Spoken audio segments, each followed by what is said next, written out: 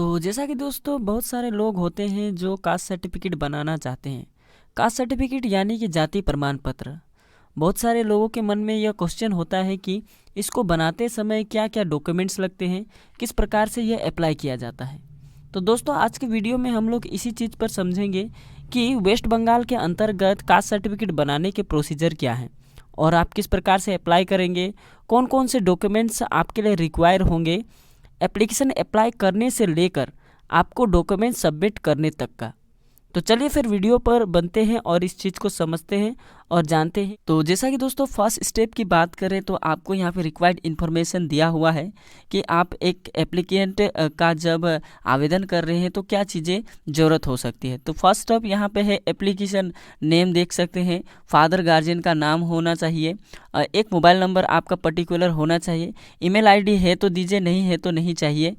उसके बाद आधार नंबर ये मोस्टली लगता है, अगर नहीं है आपके पास तो आप राशन कार्ड या फिर कहा जाए तो हेल्थ कार्ड या फिर वोटर कार्ड को भी वहाँ पे शो कर सकते हैं, इसके लिए कोई दिक्कत नहीं।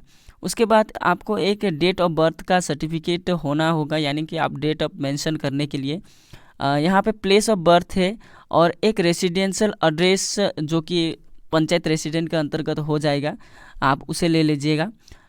तो यहाँ पे लास्ट ऑफ कहा गया है कि caste certificate number of any of the family member. तो दोस्तों यहाँ पे ध्यान रखने वाली बात यह है कि अगर आप अप्लाई कर रहे हैं अपने एप्लीकेंट का, तो अगर आप ब्लड रिलेशन में बना रहे हैं तो आपके फैमिली मेम्बर के किसी एक जन का सर्टिफिकेट होल्डर जो है उनका सर्टिफिकेट नंबर आपको वहाँ पे शो करना होता है, क्योंकि अप्लाई के वक्त वहाँ पे लगता है। ठीक है, अगर आपके पास नहीं है तो इसके लिए कोई रिक्वायर नहीं है कि आपको फैमिली मेम्बर में से किसी एक का देना ही होगा। अगर आप अप्लाई कर रहे हैं और आपके ब्लड रिलेशन में किसी का पास बनाया नहीं हुआ है कास्ट सर्टिफिकेट, तो क्या है कि आप रेफरेंस यानी दो जन का, किन्हीं दो जन का आपके टाइटल का ही हो, आपके जाति का ही हो, तो उन दोनों का सर्टिफिकेट को आप शो कर सकते हैं, इसके लिए कोई दिक्कत नहीं है। तो फिर आगे बढ़ते हैं और जानते हैं कि इम्पोर्टेंट डॉक्यूमेंट्स आप सबमिट करने के टाइम आपको क्या क्या चाहिए। यहाँ पे एक पूरा लिस्ट तैयार किया गया है कि वेस्ट बंगाल के अंतर्गत कास्ट सर्टिफिकेट बनाते समय आपको कौन कौन से डॉक्यूमेंट्स को वहाँ पे सबमिट करने होते हैं एप्लीकेंट अप्लाई करने के बाद एप्लीकेशन फॉर्म के साथ साथ। रिक्वायरमेंट डॉक्यूमेंट्स की बात करें तो आपका यहाँ पे एप्लीकेंट्स आइडेंटिफिकेशन डिटेल्स दिया हुआ है, तो आप चाहे तो रेसिडेंस प्रूफ, बर्थ सर्टिफिकेट या इनकम सर्टिफिकेट, इन तीनों में से किसी एक को दे सकते हैं। उसके बाद है आपका Aadhaar card, voter card, ration card, certificate form panchayat municipality, यानी कि आपका जो पंचायत रेसिडेंट होता है आप उसे दे सकते हैं। उसके पश्चात है caste certificate of the family member. जैसे कि मैंने पहले भी कहा कि अगर आप ब्लड रिलेशन में अप्लाई कर रहे हैं तो आपका ये चीज़ ज़रूरी पड़ता है।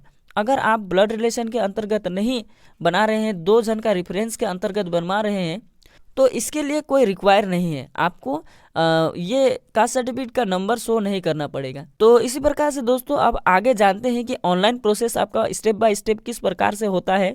आप देख पाएंगे कि आपके फॉर्मेट किस प्रकार से रेडी होते हैं। तो फर्स्ट स्टेप में जब आप ST SC OBC caste certificate के वेबसाइट में जाते हैं तो फर्स्ट आपका ये वाला पेज खुल जाता है। सबसे पहले आपको application for SC ST OBC certificate यहाँ पे शो हो रहा होगा, आप सभी देख सकते हैं यहाँ पे इसके नीचे, ठीक नीचे ये रहा, तो application for SC ST OBC certificate, इस पर आपको क्लिक करना है। उसके बाद तो ये सेकेंड स्टेप का पेज खुल जाता है जो कि आपका मेन पेज होता है। तो इसमें मैं बता देता हूँ कुछ चीज़ें कैसे मेंशन होती है आपका।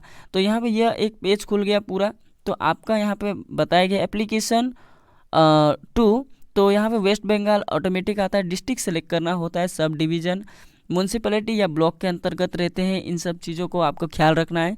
उसके बाद आपका नाम ध्यान से देखिएगा, ST SC OBC आप किस कम्युनिटी के अंतर्गत आते हैं तो यहाँ पे आपको शो करना है। उसके बाद आधार कार्ड नंबर है, ईमेल आईडी है तो दीजिए, नहीं है तो ज़रूरी नहीं है। उसके बाद मोबाइल नंबर आपका देना होता है, डेट ऑफ बर्थ आपको शो करना है, प्लेस ऑफ बर्थ यहाँ पे ऑटोमेटिक आता है, आपका डिस्ट्रिक्ट हो गया, पुलिस स्टेशन और आपका गाँव, इन सब चीज़ों को यहाँ पर आपको शो करना है। उसके बाद बारी आती है present address for last 6 month, तो यहाँ पे आपको लिखना है, फिल करना है। अगर आपका एड्रेस सेम है, परमानेंट है, तो आप यहाँ पे सेम में करवा सकते हैं। अगर नहीं है तो आप क्या है कि आप चेंज भी करवा सकते हैं, इसके लिए कोई दिक्कत नहीं है। उसके बाद नेशनलिटी सेलेक्ट किया जाता है, रिलीजन होता है आपका, उसके बाद जेंडर आपका सिलेक्शन किया जाता है। तो आप सभी को इन सब चीज़ों का ध्यान रखना है। यहाँ पे जैसे लास्ट में एक डिटेल मांगा जाता है ब्लड रिलेशन का। अगर आपका फैमिली मेम्बर में बनवा रहे हैं, मतलब फैमिली मेम्बर के अंतर्गत आपका कास्ट सर्टिफिकेट बन रहा है यानी, तो आपको यहाँ पे एक डेट मेंशन करना होगा as a date of issue. अगर आपके पास ब्लड रिलेशन के अंतर्गत नहीं बनवा रहे हैं, आपका ब्लड रिलेशन में किसी ने बनाया नहीं है, तो आपके लिए ये वाला ऑप्शन है जो कि टू रेफरेंस के अंतर्गत आप यहाँ पे फिलअप कर सकते हैं, इसके लिए कोई दिक्कत नहीं है। इसके बाद फिर सेव एंड कंटिन्यू कर दिया जाता है, यानी कि आपका जो भी डाटा है जो आपने फिल की थी वो यहाँ पे सेव हो जाता है। इसी प्रकार से दोस्तों जब आप सेव एंड कंटिन्यू कर देंगे तो उसके बाद और एक पेज खुल जाएगा जो कि इस प्रकार का होता है। यहाँ पे कहा गया है फोटोग्राफ है तो आप उसको अपलोड करेंगे और सबमिट का एक ऑप्शन आएगा, तो सबमिट करते ही आपका जो भी एप्लीकेशन है वो रेडी हो जाएगा। उसके बाद आप अपने एप्लीकेशन का स्टेटस को भी चेक कर सकते हैं। लेकिन दोस्तों कुछ चीज़ें मैं बता देता हूँ। अगर आप ओबीसी से बिलोंग करते हैं और ओबीसी सर्टिफिकेट के लिए अप्लाई कर रहे हैं तो यहाँ पे आपका और एक पेज खुलता है फाइनल सबमिट से पहले, तो आपके पेरेंट्स के एनुअल इनकम को भी वहाँ पे लिखना होता है। उसके बाद आपका यह वाला जो प्रोसीजर है आता है, उसके बाद आप इसको फाइनल सबमिट के लिए भेज सकते हैं। तो इन सब चीज़ों को भी थोड़ा ध्यान रखें। अगर कोई भी बात है तो कमेंट बॉक्स में ज़रूर लिखिएगा। तो इसी प्रकार से दोस्तों आपका पूरी तरीके से डॉक्यूमेंट्स रेडी हो जाने के पश्चात आप इसे फाइनल सबमिट या जमा करने के लिए आप वीडियो ऑफिस के अंतर्गत जाकर भी जमा करवा सकते हैं, या फिर कहे तो पंचायत ऑफिस के अंतर्गत जाकर भी जमा करवा सकते हैं, या फिर आप वेस्ट बंगाल गवर्नमेंट के अंतर्गत जो द्वारे सरकार कैंप लगाई जाती है उसके अंतर्गत भी आपके डॉक्यूमेंट्स को जमा करवा सकते हैं।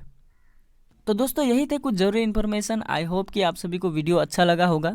अच्छा लगा है तो इसे ज़रूर ही शेयर करें ताकि लोगों को अच्छी जानकारी मिल सके, वे भी अपने जो भी कास्ट सर्टिफिकेट से रिलेटेड इन्फॉर्मेशन है अच्छे से प्राप्त कर सके। किसी भी प्रकार का आपको अगर असुविधा होता है तो मुझे कमेंट बॉक्स में ज़रूर लिखिएगा। तो बस अभी के लिए इतना ही, मिलते हैं नेक्स्ट वीडियो में कुछ बेहतरीन जानकारियों के साथ। तब तक के लिए आप सभी का बहुत बहुत शुक्रिया। जय हिंद।